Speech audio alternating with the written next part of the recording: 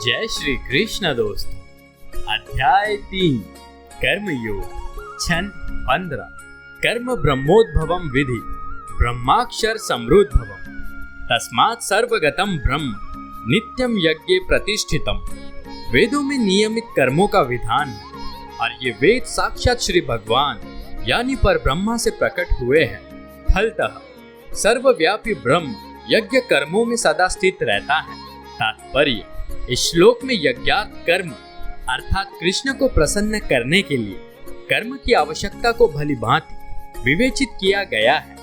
यदि हमें यज्ञ पुरुष विष्णु के परितोष के लिए कर्म करना है तो हमें ब्रह्म या दिव्य वेदों से कर्म की दिशा प्राप्त करनी होगी। अतः सारे वेद कर्म देशों की संहिताएं हैं। वेदों के निर्देश के बिना किया गया कोई भी कर्म विकर्म या अवैध अथवा पापपूर्ण कर्म कहलाता है।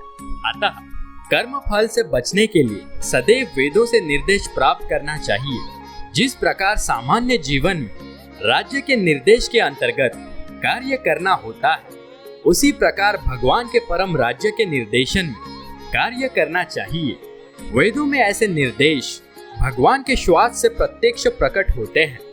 कहा गया है, अस्य महतो भूत्यस्य निश्वसितम एव यद्ऋग्वेदो यजुर्वेद सामवेदो थर्वा गिरम सह। चारों वेद ऋग्वेद यजुर्वेद सामवेद तथा अथर्ववेद भगवान के श्वास से अद्भुत है। बृहदारण्यक उपनिषद 4.5.11 ब्रह्म संहिता से प्रमाणित होता है कि सर्वशक्तिमान होने के कारण भगवान अपने श्वास के द्वारा बोल सकते हैं। अपनी प्रत्येक इंद्रियों के द्वारा अन्य समस्त इंद्रियों के कार्य संपन्न कर सकते हैं। दूसरे शब्दों में भगवान अपनी निश्वास के द्वारा बोल सकते हैं और वे अपने नेत्रों से गर्भधान कर सकते हैं। वस्तुतः ये कहा जाता है कि उन्होंने प्रकृति पर दृष्टिपात किया और समस्त जीवों को गर्भस्थ किया।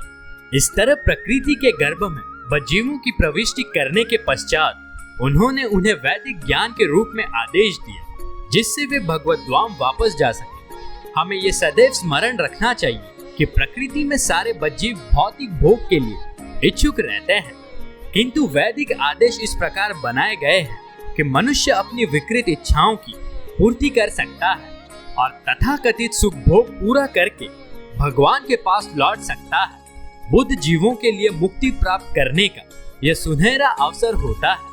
अतः उन्हें चाहिए कि कृष्ण भावना भावित होकर यज्ञ विधि का पालन करें।